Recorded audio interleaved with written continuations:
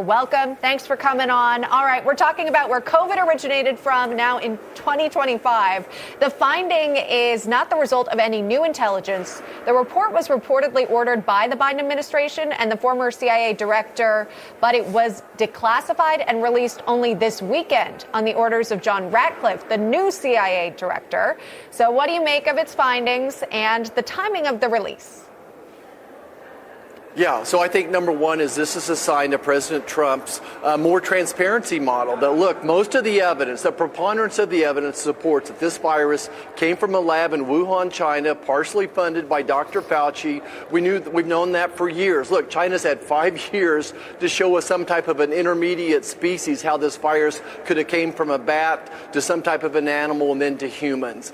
We've known from day one that this was very suspicious. North Carolina laboratory developed this protein spike that Dr. Xi took with her to China. So I think, again, this is just transparency. Promises made, promises kept. President Trump has promised that he would make everything more transparent. Here's John Ratcliffe implementing that plan. Yeah, again, putting that out, saying the CIA saying that the lab leak theory is the most plausible now. It likely originated from a leak at a lab in Wuhan, China. They say it with low confidence, but you have to remember it's low confidence because they don't have enough information, because the Chinese did not, the CCP didn't allow the U.S. to get in there, did not allow the CDC to get in there to that laboratory when it was needed most to get the information needed to concur that it 100% originated at that lab, though. This is where we are now.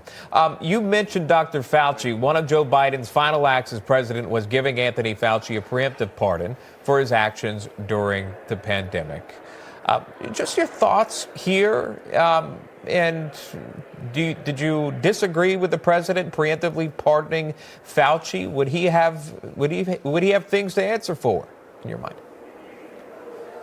Yeah, I think your point is well taken, that here he pardoned him from crimes he hasn't even been charged with. So once again, what are they hiding? Of course, he did this with the entire Biden cartel as well. He pardoned them from future charges, which is just unheard of. Again, what is he hiding? Again, I think there's going to be a preponderance of evidence coming out showing that Dr. Fauci is partially responsible for the 1 million Americans that died due to COVID, that he funded the research to develop this COVID virus, and it was then accidentally leaked from a lab in Wuhan, China. It's a horrible setting for the president to do this. Yeah. Precedent would be the right word. Sure, absolutely. There had been concerns that Donald Trump in his first term would do preemptive pardons on his way out. He didn't do it. And now look, President Biden did that in some of his final moves. We'll wait and see if any of these officials face state charges. Perhaps there are Kansans who are frustrated with how COVID was carried out and the guidance that we received from the federal government. We'll have to wait.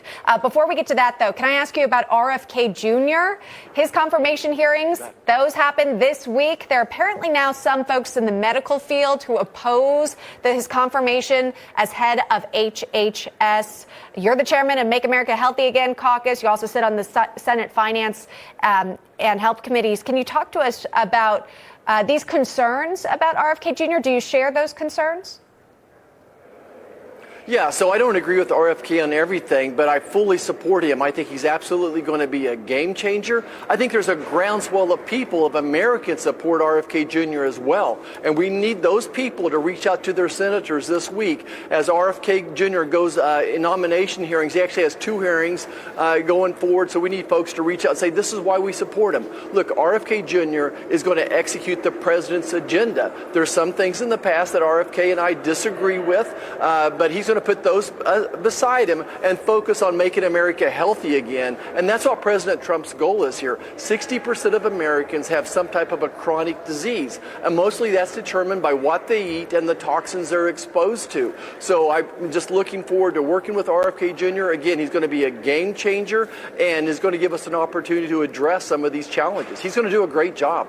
I got to close it out with this. The Chiefs headed to the Super Bowl for a potential three-peat. I dogged on your Chiefs earlier in this show. I noticed your pin. Thoughts on the Super Bowl? Well, look, this will be we're going for history here. This is the three-peat we're going for. Want to congratulate Buffalo. They played a great game as well. They've got a great team. Looking forward to taking on Philadelphia Eagles, and I got to make a bet with one of those Pennsylvania Senators. So we'll probably be betting Kansas barbecue.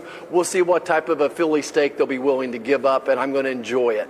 The BBQ is the best. Senator, thank you so much for joining us this morning. We appreciate your time. Yep. All right, take care. Go Chiefs. That's right. Take care.